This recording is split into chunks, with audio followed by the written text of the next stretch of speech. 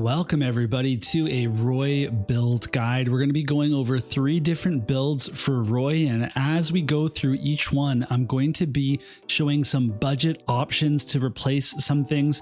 Obviously, if you're a new player, you're just not going to have access to most of what's out there, but these can be some goals for you to build towards and some warnings in case some limited events like raids come up that you try to grab some important items.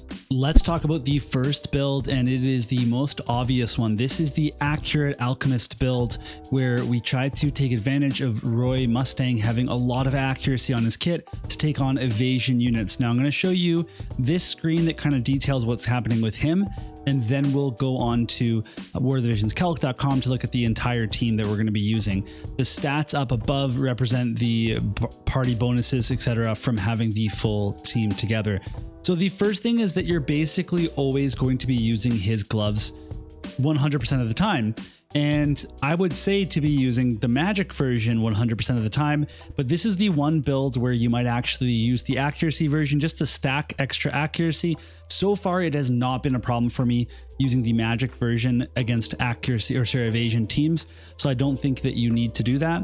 But the second thing here is the aim version of the silver rimmed spectacles. And these are pretty insane. The +6 version of them is really strong. If you get a 10 accuracy trust zone passive, then you are actually only 2 accuracy off of a +6 Alex ring. So if you don't know, if you're new, the Alexandrite ring is the best accuracy item in the game, but you can only get it from the raids or raid revivals, which we're supposed to have a raid revival coming up pretty soon here.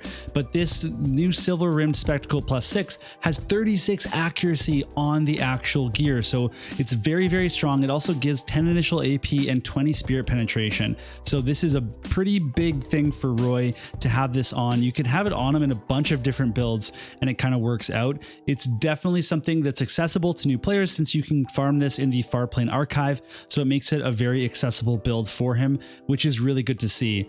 The TMR is the Zombie Mask, which is a limited Halloween Ryu TMR. It's the best in slot for him for the most part because re-raise is just that strong. However, you can do lots of different TMRs as well. Sorrow's TMR is a really good choice for that hate down and the haste. Katone's TMR is just great for the hate down if you're going to use that in mobility. But if you don't use that ability, it's still just really good for the agility that it has on it. We can also look at something like FFVIIR's TMR, which gives 20 man killer. Now keep in mind that Roy's weapon gives 10 man killer, so if you use FFVIIR's TMR, you're actually only getting 10 more. You're not getting 30 total, you're getting 20 total.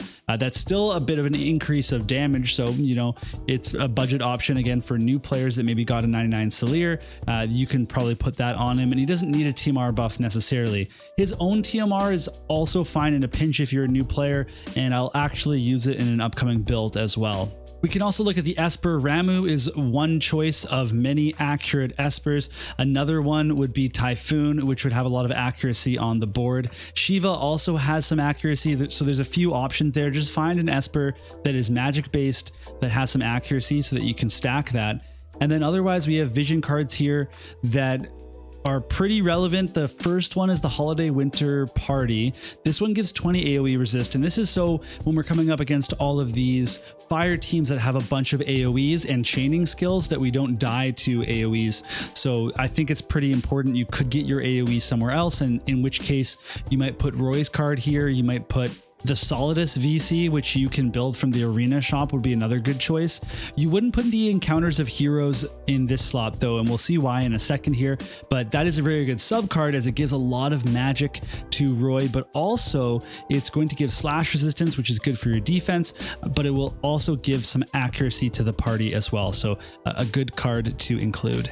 This is the team that we're going to be using for all of our formations today because it's actually possible that a new player has this team because Hio was just on banner. Roy is available right now, and Mont is on the level 99 applicable UR summon, and you can get him at 99 and then pick up some tickets to raise him higher. And if you don't have these units, well, you can slot in some other fire units. If you had Rain, you could put him in Vermont. If you have Satya or you have some other fire units that can DPS, put them in here. At the end of the day, You can only build what you can build if you're a new player. So let's take a look at this. This is an anti-fire evade team, and we can see that Roy's build here is as described on the slide that we just saw. But we also have some other equipment on our other members here. So for King Mont, he's got some fire resistance and accuracy built. He has Ziza's bells to get a bunch of AP so he can be constantly using skills. As soon as he's not using skills, it's kind of a problem. You want him to berserk people with his limit burst. You want him to lower the slash resistance for Hio, maybe stun people, disable them. Everybody has an accuracy Esper on right now, and we also have an accuracy vision card that will give everybody 25% accuracy. Now this is a limited vision card. Not everyone's going to have access to this, but what's really important here for new players to notice is that we have this Sorrow vision card, which gives 35% luck. And then the sub card for Mont is Secrets of the Heart, which also gives 35% luck. Now that's diminished in the sub card slot, but that luck stat is what affects accuracy. And with this build, we'll be able to stack a whole lot of accuracy. Otherwise, we have a agility card, which is also limited. If you didn't have this card, then maybe you would use the Black Rose of the Battlefield instead. Or if you didn't have that card, well, maybe then you would have to be using your beloved sidekick Chocobo for the 10% agility, but there's multiple options for agility cards.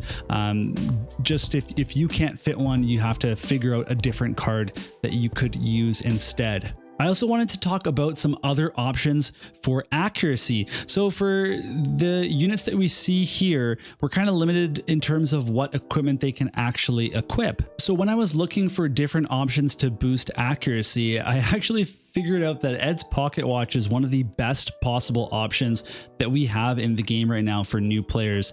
And it's definitely something that I underrated when I was looking over it. So Ed's Pocket Watch, if you build the AIM version here, you get 24 accuracy. That's one of the highest amounts you can get from an accessory that you can farm and that everybody can equip. And then you consider that it also gives you Pierce and Slash Resistance 8%.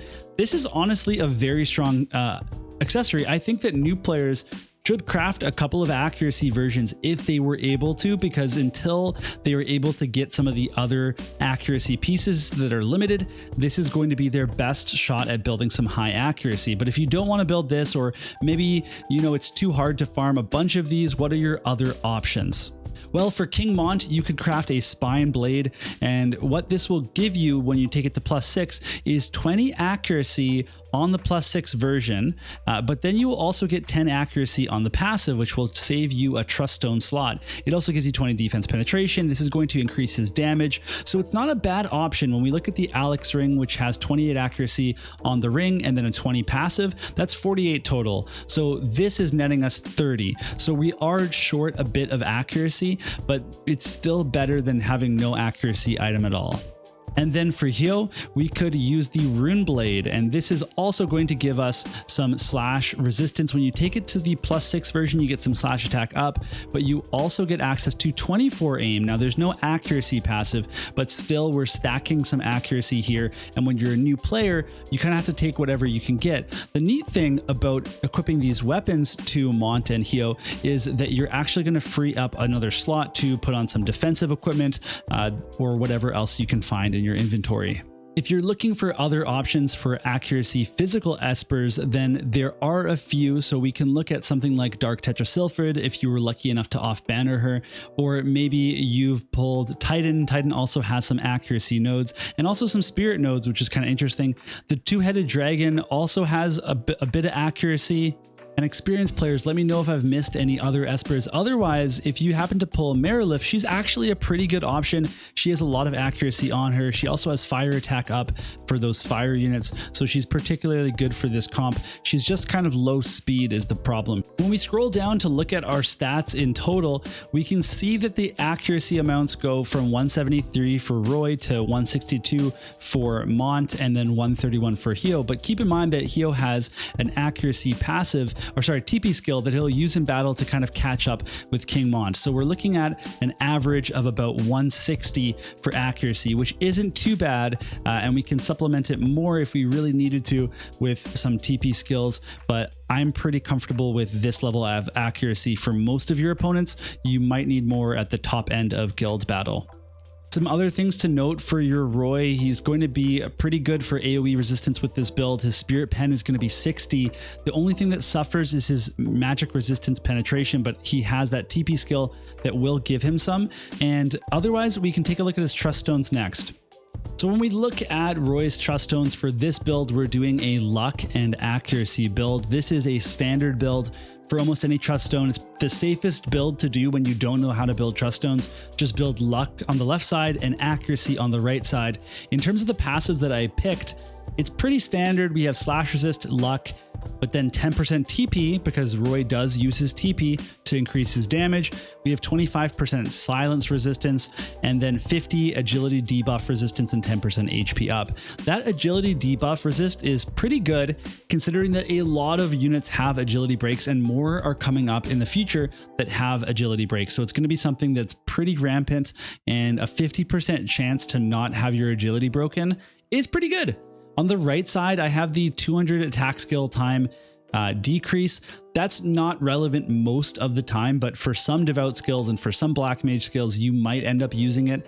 Otherwise, I have 10 healing power. That's going to be for his counter cure to give a little bit of boost to that. We have 10 accuracy since he's not going to be using the aim, an equipment that actually has an accuracy passive that will clash with this. It's easy enough to put that on here. We also have 20% magic, 10% spirit penetration in case we don't use these silver rimmed spectacles, and then 10 fire attack. We don't have to worry about magic attack penetration because he is already getting that from his gloves. We also don't have to put things on like magic attack or counter chance reduction, as he already gets a lot of counter chance reduction from his gloves and from his active and passive kit. This next build is our full power flame. It's the damage build, and we can see there's some subtle differences from our last build. The main thing that I want to point out is that I've changed the TMR to FFVIIR's TMR for the extra man killer, but that's not necessary. The zombie mask is still the better TMR, but I'm just showing it in case you don't have the zombie mask. This is a really good TMR that is accessible because it's on an MR unit. There are a lot of other good accessory TMRs that you could put on here.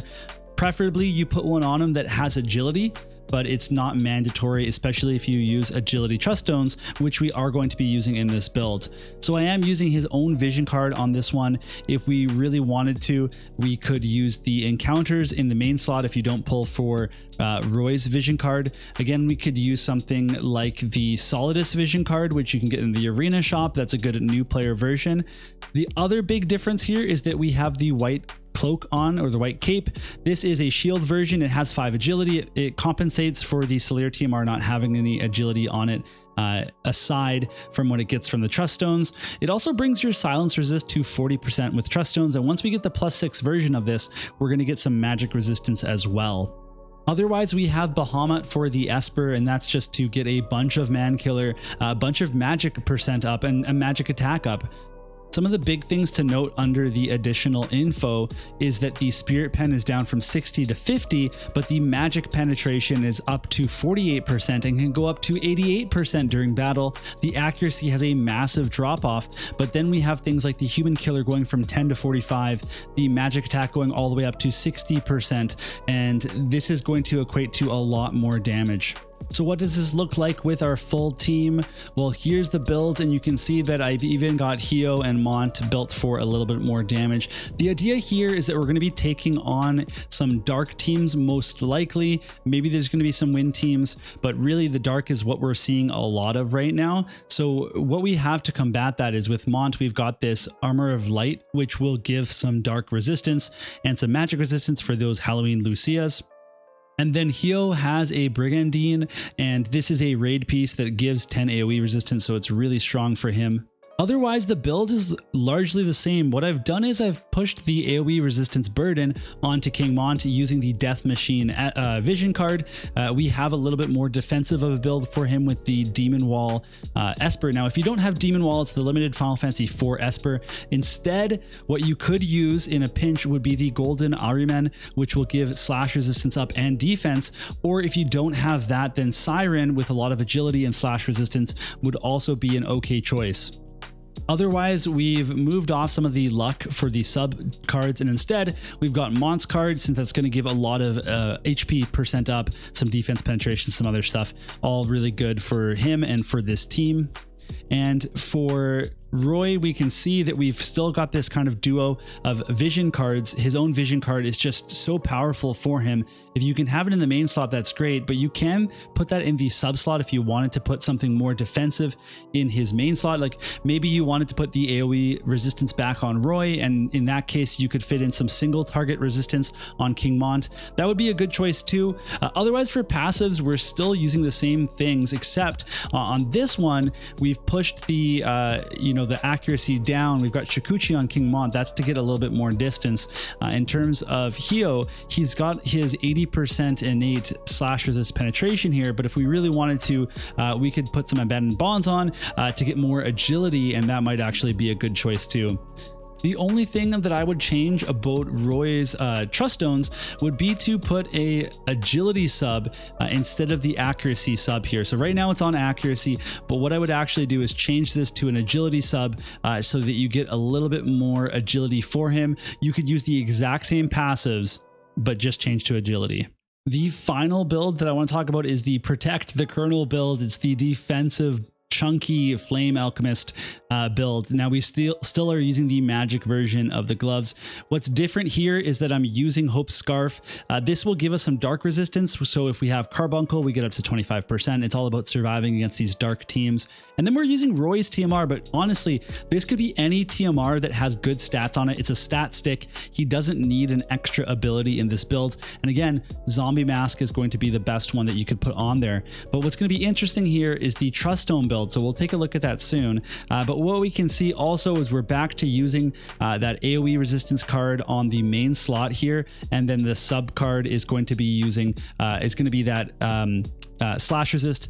But again, you could put the this card, Encounters of Hero, as the main slot if you were going to put the AoE resistance somewhere else, or if you really wanted to stack slash resist, you could use the Solidus card. So what does this actually get us? We can see the stats here. We get 48 defense and 26 spirit. We have pretty good missile and slash resistance, and we have pretty good AoE and dark resistance. So we're definitely a lot more bulky. We have 20% healing power now instead of 10%, and that's from the defense Trust Stones, but we do lose a bit of magic resist penetration. We lose some magic attack, and we definitely lose some human killer. Okay, so here's the bulky build in practice. When we scroll down, we can see what we have equipped on our various units. Now, the reason that Roy is holding the AoE resistance now is so that we can have some single target resistance with Mont with the Dark Tetrasilvered. Now, if you don't have this, you could instead use the Brachiosaur for 20 single target resistance, or if you didn't have that one, then you could go ahead and use Odin, which would then have 20% AoE single target resistance as well. So a few options there. Really, you want to be as bulky as possible. There's a chance in guild battle with this build that Roy's going to be using his devout skills a little bit more, just based on the second battle. If you ever have him, in a spot where he takes a little bit longer to join the party, then he actually might heal on his way in, which is kind of cool too. But the big change here is that we have Devout Intuition instead of the Hawk-Eyed Falcon Ringed. We don't need accuracy in this build, so that's fine. We do lose a bit of magic from that though, but still it puts us to a pretty appetizing amount of defense and spirit. Even with penetration, that's still going to help out a little bit. And the idea is that maybe he can survive and use his counter cure counter, but you can't count on that happening. That's not a guaranteed thing. It's just nice when it does happen. Otherwise, with the rest of the team, it's very similar to what we were already using in our damage build. Is really just Roy who's become a little bit more survivable. And I think that this would be also a build that you might use if we were going to switch out somebody. Like for example, we might switch out Hio and put in Minwoo instead, so we have some heals. Maybe you put in Naya if it's a limited affair, or maybe there's a combination where you're taking out Mont and you're putting in a healer. I'm not really sure. It depends on kind of like what you have built, but this is a Roy that will survive maybe 2 hits and then die at the 3rd hit, depending on what kind of hits he comes up against, and they have to be AoE. Gotta hate it when the sun is in my face when I'm filming. I need to get some blackout curtains. So that's gonna be it for this build guide. There's a lot of different builds here that we've shown. I would say that the accuracy one is probably the most standard, so you can face just a wide amount of teams. Maybe there's an accuracy version where you get his card onto him for more damage, and then you kind of blend the two for his build, for his damage and his accuracy. I would say the bulk build is the most niche, and you're probably not going to be using it as much as the other ones, but I'm certainly going to be testing it out, and I'll get some videos out soon to you guys so that you can see if it's actually any good. And I also want to mention that it is going to be hard for new players to get a lot of this stuff. So go with some of the budget recommendations and ask if you have questions. And experienced players, if you saw something in this video where you thought to yourself, hey, I would actually do this differently, or you could try using this TMR or that piece of equipment or what this unit, whatever it is, share that stuff in the comments. So new players, you can scroll down and you can learn from all of these experienced players and what they would have done if they were presenting their fire builds. So otherwise, we'll see you all soon in another video, and I want to thank you all so much for watching.